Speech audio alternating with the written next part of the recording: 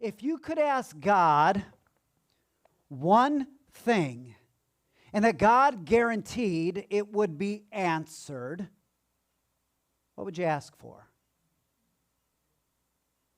It sounds a lot like what happened in Solomon's day in life, but think of this morning in your own life. What would you ask for? What would fix your life if God could do one thing for you? What would fix it? What would you ask for? I've thought a lot about this week. Would it be, would you ask for an unlimited amount of financial resources so that you never have to worry about a car breaking down, a retirement account that rises and falls, medical bills, right? Wouldn't that be nice? Wouldn't that be nice? I don't know that that's what I'd ask for. Maybe it's health. Maybe your health. If there's this thing, this physical thing that dogs your life, and if this was just fixed, it would be better. Everything would be better. Maybe it's a relationship. Maybe it's a lost loved one. What's the one thing you would ask for? I've thought about this week, and I think I've come up with an answer. I would ask for the ability to stop time. I'm always running out of time. Time is the thing that dogs me constantly, as we learned in Star Trek, where all good theology comes from. Time is the fire in which we burn, right? And so here's what I would want. I would want to be able to pause time. Like I could come to the pulpit right now and go, I really don't know what I'm going to say next. Snap. Go over to the house, grab a bite to eat, take a nap, go and read a book, come back, make sure I'm in a relatively similar position as the last time you saw me, snap my fingers again, and you would never know the difference, but I just had a 4-course meal. Wouldn't that be amazing? I could drive to my folks' for lunch. I could be like, they live 9 hours away. I'd be like, today's a good day for lunch. Freeze time, none of the cars on the highway move. Wouldn't that be amazing? Zip there, no cops out. I could get there as fast as I want. Have lunch, half hour, 45 minutes, take a nap. Wouldn't that be great? Now, I do have a stipulation with that. I want to be able to function in this freeze or frozen timescape, but I don't want to age. So I've thought a lot about this. I've probably given this more thought than it's worth. But what is the one thing? If God said, I will give it to you, what would you ask for? Here in America, I guess I should say the United States of America, right? Central America is America. South America is America. But here in the United States of America, it seems like we do have one request, and I'm not sure what it even means. The request is for blessing. We want blessed. We bless everything. We ask for a lot of blessings. We pray blessings, right? All of the time. It seems to be the thing that we speak of the most often, but I'm not sure we know what we mean. Right? We ask for God to bless our food. Today, when you sit down at your meal, you'll probably ask, who's going to say the blessing? Lord, bless this food that we're about to take, or some version of that. It's usually always very similar, a little rote. We bless, this is always weird to me, we bless the hands that prepare it. The hands. Weird. I've seen my wife prepare meals. She's using more than her hands. Not like she's using her feet. So you can still eat the food that she makes, but she's using her mind, right? If she's following a recipe, she's using her eyes. She's using, if she's spending the day in the kitchen, she's using iHeartRadio and 80s rock ballads. And there's something to it. And when that's going on, she uses her whole body. It's glorious, right? Bless the hands that prepared it. We never think about blessing the animals that died so that we can eat, or the people that picked the vegetables that we consume, or the farmers that grew them. We always want blessed close to home. If you sneeze, someone will say, bless you, or God bless you, which is a carryover from when we thought we were full of demons, and every time we sneeze, demons were coming out of you. And I know some of you, it's true. So God bless you. God bless you indeed. Or if you're from the South and you want to speak about someone positively, but they still kind of push your buttons, you say, well, bless their heart. Right? Kathy's not here, so let me pick on Kathy Belt. She works in the office. If I want to say something about Kathy, I could say, well, you know, Kathy Belt, bless her heart, loves it when we take the leftover donuts from Sunday morning and leave them on her desk for Monday morning.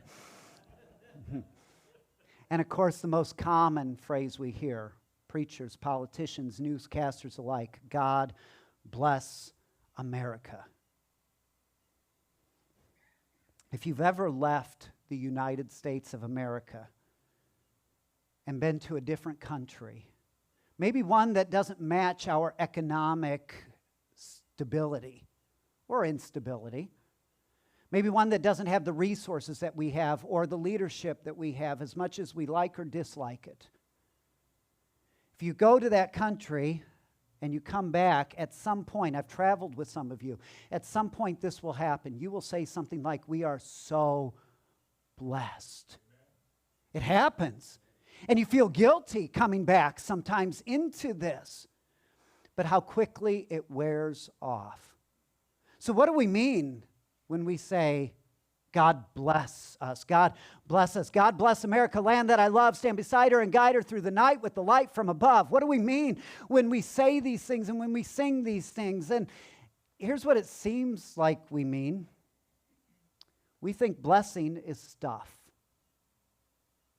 Like when I leave the country and come back, I look at the abundance of everything that I have, and it's stuff, and I'm like, we're so blessed. But if I put a blindfold on, and all I hear, I don't see anything, all I do is hear the world in which I live, you would think we are the most deprived people on the planet. So what do we mean when we say this? This one request. That seems to be the request we ask for the most. Like, this is going to fix everything. God bless us.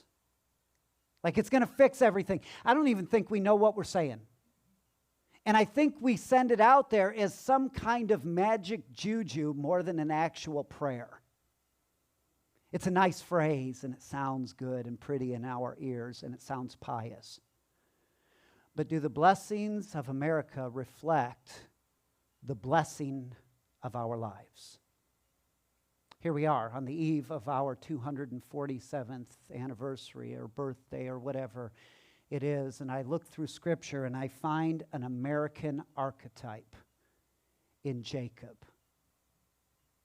Jacob is wealthy by his standards and by that world's standards. His wealth was measured differently than ours, right? It was herds and livestock and tents and things like that. It was different than the way that we measure wealth, but make no mistake, he was wealthy. And what's ironic about it is his wealth came through deception, trickery, through passive-aggressive manipulations.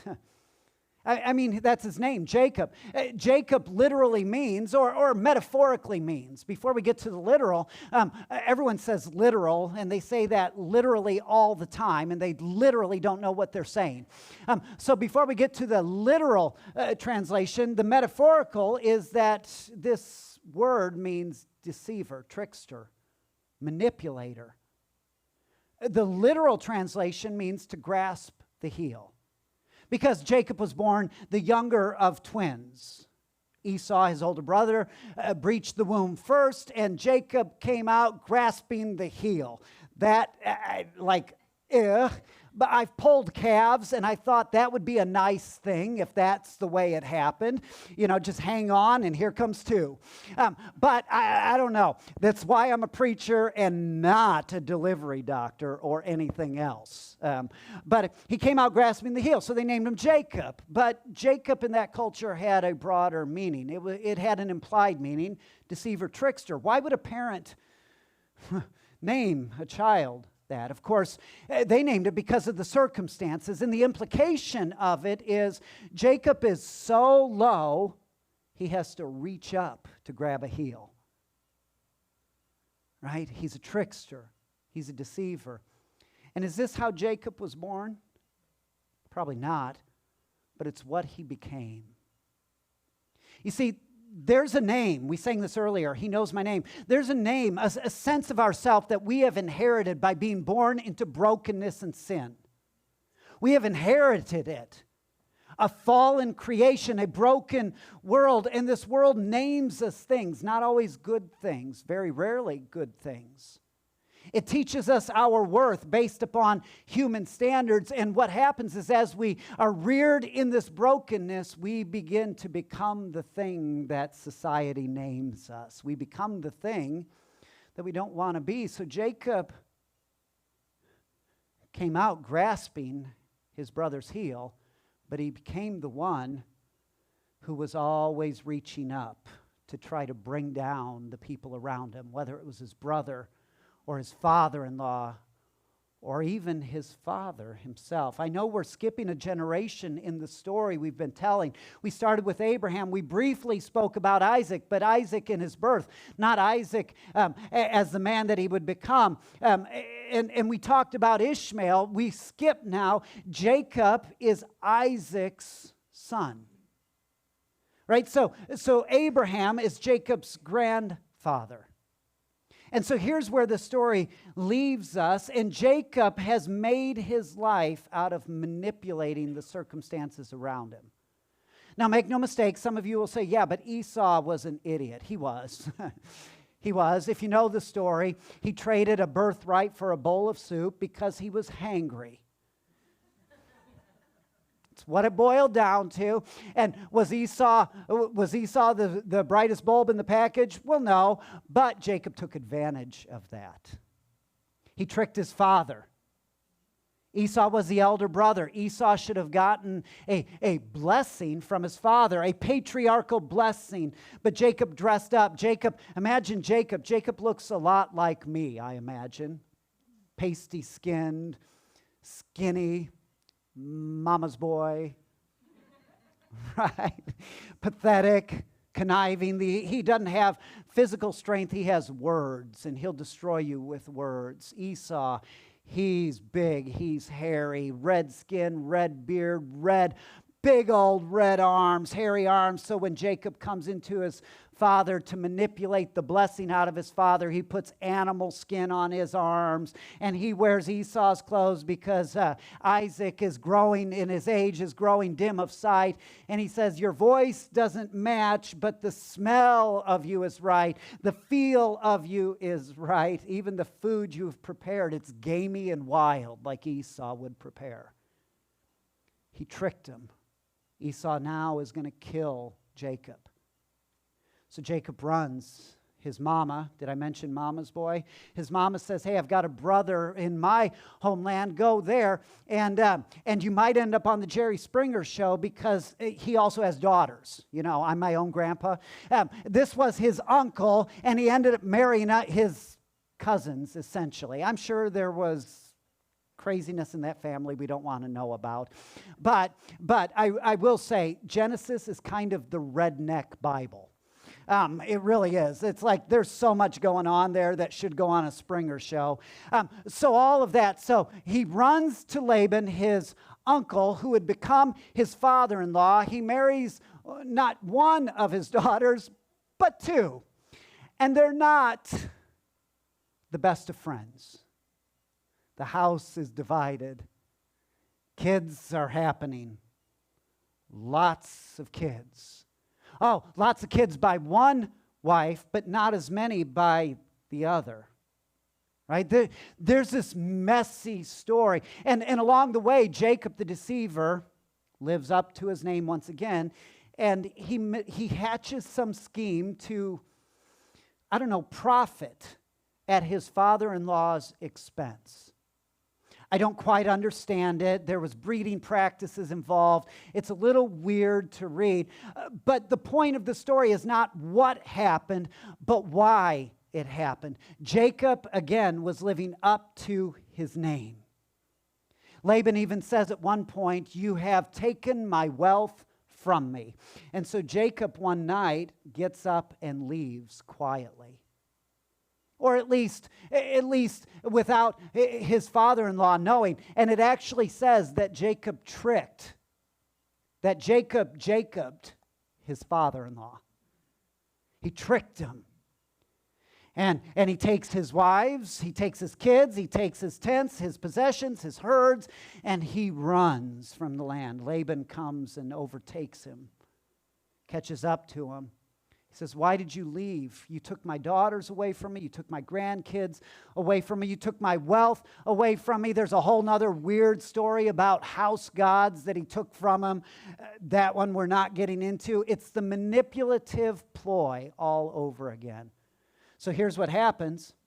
Jacob is in this place where he's got a mad father-in-law behind him. Preach. Right? He's got a mad father-in-law behind him who builds a pile of stones, draws a line in the sand, and says, "You stay on your side, I'll stay on my side," under threat of violence. Right? So he's got the mad father-in-law behind him. He's got the brother in front of him who last time he saw us said was going to kill him. This was 20 years ago. "If I see you again, I'm going to kill you." Rock in a hard place. Catch 22. Choose your aphorism. Here's where he is. And in all of this, Jacob has been blessed through his manipulative practices. Doesn't that frustrate you when people prosper in wickedness? This is part of the story of our patriarchs. Abraham prospered in his wickedness when he was pimping out his wife twice. Right? This frustrates me. Like, this is not how it should work. The psalmist even says this isn't how it works. Proverbs says this isn't how it works. But sometimes it's how it works. And Jacob has prospered. He is blessed. By any measure of our American understanding, he is blessed. He is an American. But he recognizes in that hollow moment just how much all of his blessings amount to nothing. This has been the whole series all along, something out of nothing. But in Jacob's instance, the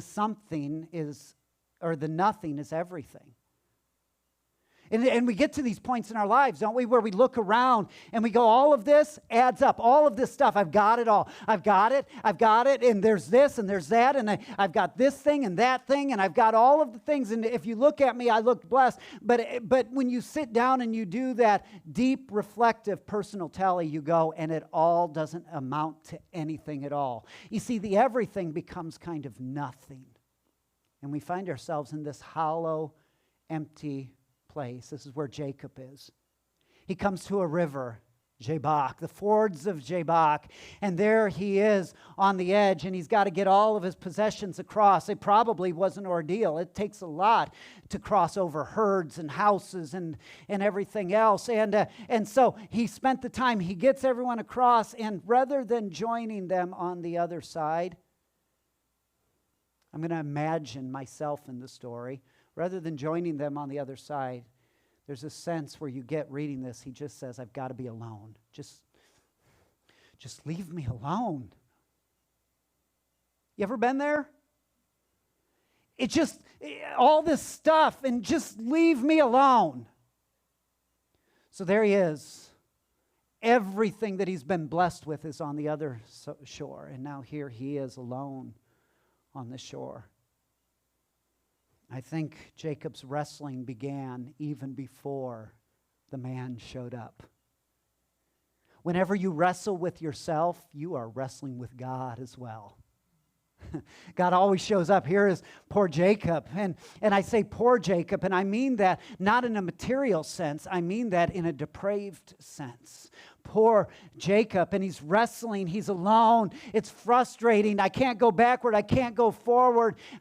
All of my ploys have amounted to all of this stuff, but nothing that seems to matter. It's all empty. It's all vanity. It's all spit in the wind. And then this dude shows up Doesn't say anything. Just shows up. I imagine tackles him. I don't know. It doesn't give us any indication, and begins to wrestle with him. Make no mistake, this is not friendly jousting or sparring. This is a wrestle. For Jacob's sake, it's a wrestle for his life. The man is a messenger of God, or clothed in divinity somehow. Is he a pre-emergent Christ? We call them Christophanies, or an enfleshed God appearing in the Old Testament. We call those theophanies. Or is he a messenger that just carries the message of God? I can't answer that with certainty. What I can tell you is that Jacob recognized he was encountering something divine. And he wrestled. He wrestled with God. Here's this point in our life when this stranger shows up that maybe we need to begin to understand in our life. Wherever we are, in the midst of all of our blessings, we begin to recognize at some point that all of the things that we consider blessings are nothing but broken. They all end up hollow. And these hollow blessings end up hollowing us out. And it all seems like a crisis. We come to those points in our lives, don't we? Maybe when the kids leave home. Whew, that sounds glorious. I don't know. I've seen some of you. You're a mess when it's happened, and I anticipate those days with profound future nostalgia. But maybe it's that midlife crisis that I always used to mock until I found myself squarely in the middle of a midlife crisis. Maybe it's a diagnosis, right? That crisis.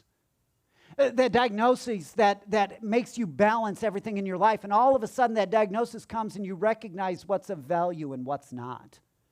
There are things that stop mattering. Whatever it is, there's that moment. We all come to it when we look around and we go, for what? What is all of this about? And we wrestle and we fight, and we're going to enact our religion. I'm glad you're here, but sometimes we come on Sundays thinking that this is going to fix it. What I need is another religion. What I need is one more go at the table. What I need is another worship song. What I need is another Bible verse or the next devotional. And we're wrestling, and all the while, even these things begin to seem hollow. What we need is a divine encounter. That's what we need. And this is what Jacob gets. But Jacob is still Jacob. He's still Jacob. Manipulator, deceiver, passive-aggressive, slimy, weaselly little Jewett. Nah. But there he is. And this wrestling match started in the evening, it says. And the next verse says, the man says, "Let me go, for it is daybreak." This thing has gone on all night long. Let me go, for it is daybreak. Here's Jacob's response, and listen to it. "I will not let you go unless you bless me." Oh, one more blessing. One more thing. That's going to fix it. We're always living our life there. The next blessing, the next thing. And that'll fix everything. If I can just get to this point, if I can get my kids out of the house, if I can get to retirement, if I can get to wherever. And I've heard your stories. I've lived some of those stories. You finally get to that point, and it's not at all what you thought it would be. It's hollow. But we're always looking for one more blessing. There's Jacob, one more blessing. That's going to fix it. Oh, doesn't God surprise us? Let me give you the blessing that Jacob received in 3 parts, because I think this is the blessing we need in our lives and maybe in our country. Here's how the blessing comes. It first comes with a wound. Did you catch that? He touched his hip. I like some of the translations. It actually says in the Hebrew that he touched his thigh. If you've not read the Old Testament with some of its vulgar language, and it has vulgar language in it, thigh is a euphemism for the delicate regions of a man. It is.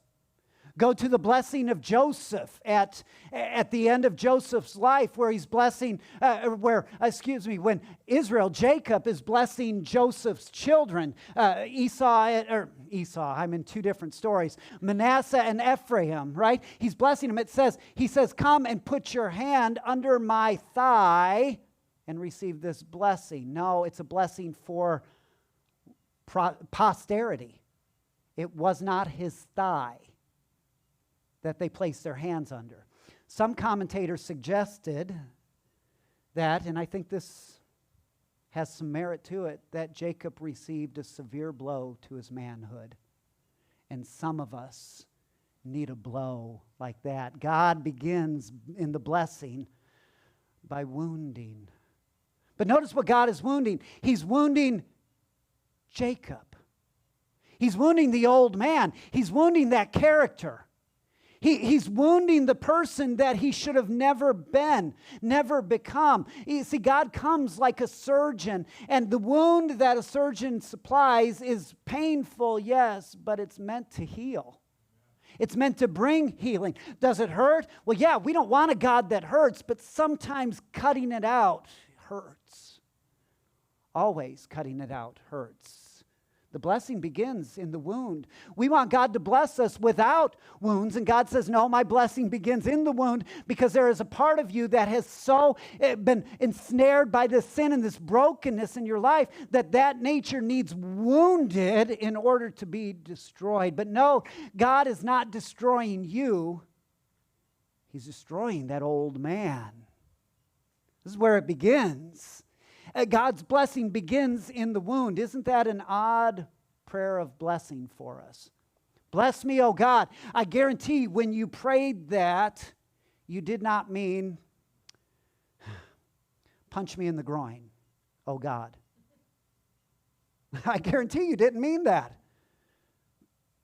But this is where it begins, in the wound. Here's the second place. The blessing has a kind of desperation to it. You see, at some point in the night, Jacob and the man stopped grappling, and Jacob is just clinging on. Jacob isn't going to let go, but he also knows he's not going to overpower him. And I think he recognizes the other man could overpower him, but he's not going to. So what does Jacob do? Let me go, for it is daybreak. He just hangs on. You see, there is a desperation in our life. These moments bring us to a kind of desperation. And this is sometimes what the wound does. The wound brings us to that point of desperation, because we won't be desperate until we're desperately in need.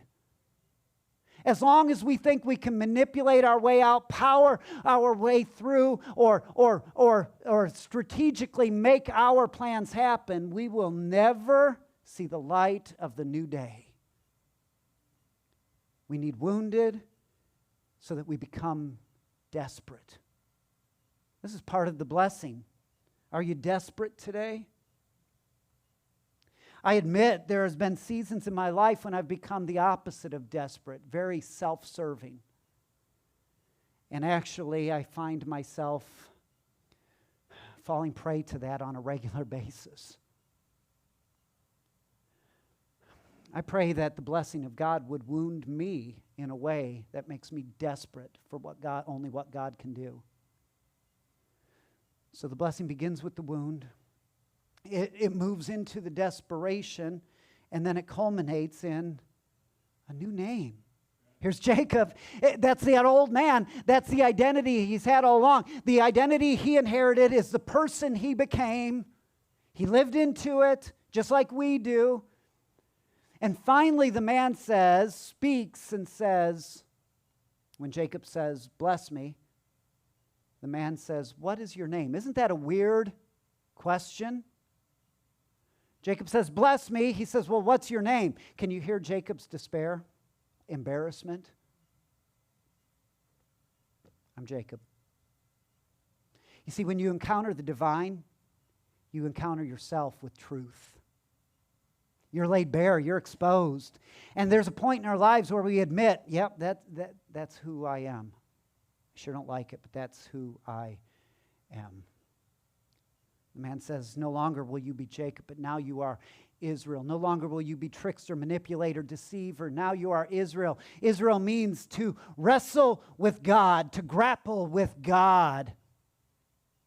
This is your name now. And I love this moment. It's not just a change of name, not like, yeah, you've got a new name. In this culture, the name is part of the identity. He's not just saying, I'm giving you a new name. He says, I'm giving you a new way of being in the world.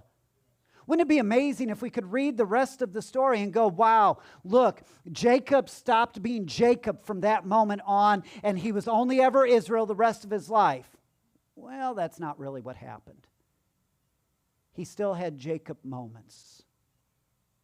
Because here's what happens. Just like he lived into his Jacobness, so too, now he has a mission to live into his Israelness.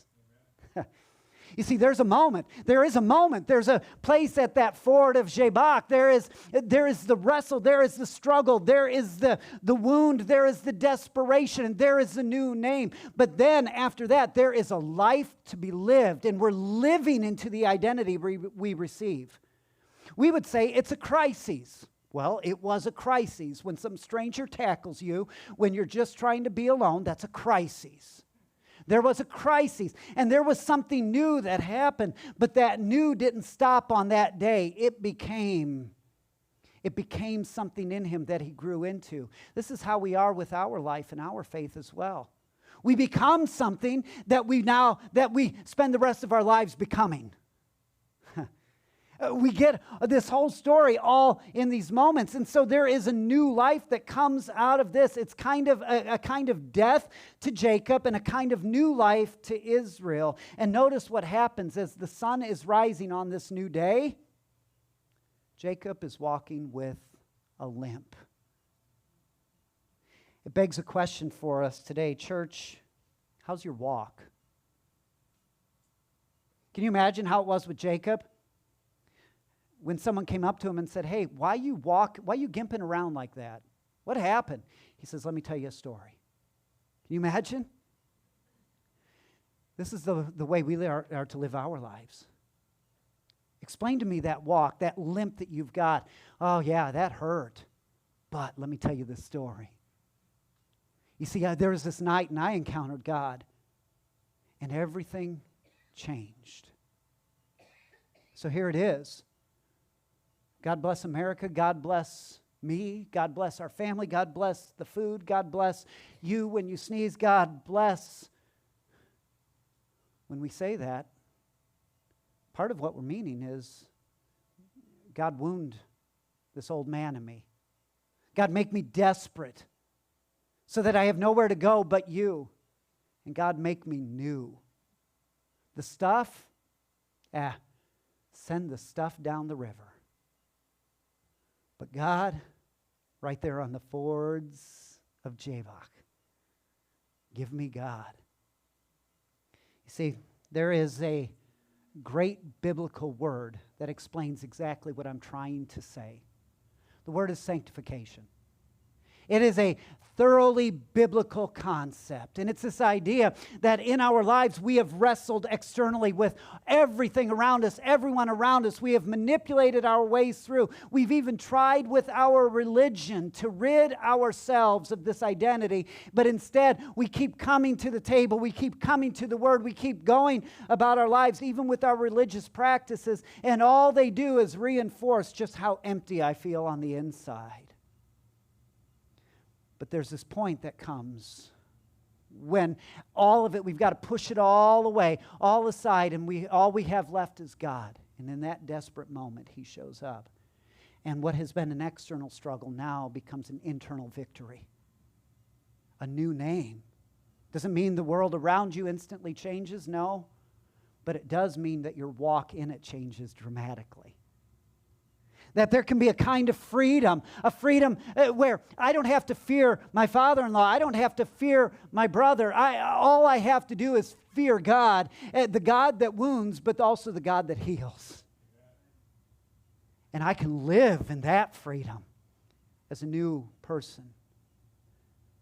Paul tells us the old is gone. The new has come. Today, is this your story? Let me confess, I'm Jacob. I am Jacob. The manipulator, the deceiver, the passive-aggressive trickster, the one who's good with words, but not as good with a shotgun. I'm Jacob. And some of you are too. Today, God is bringing you to a point of desperation and say, today, there's a new name. He knows your name. Will you wrestle on the fords of Jabbok? Will you allow that battle to be won, to be fought and won in that place? This is sanctification. This is holiness. We sang earlier, take my heart and form it. Take my will, conform it to yours. This is holiness. It's about walking with the limp, becoming what we've become in Christ. So today I'm going to offer a prayer. Maybe you need to respond by wrestling out at an altar. You can wrestle in your pew as well. You can. God will meet you wherever you are at, whether it's on muddy banks or tear-soaked altars. God will meet you where you're at. But the question is, will you be changed by the encounter with the divine?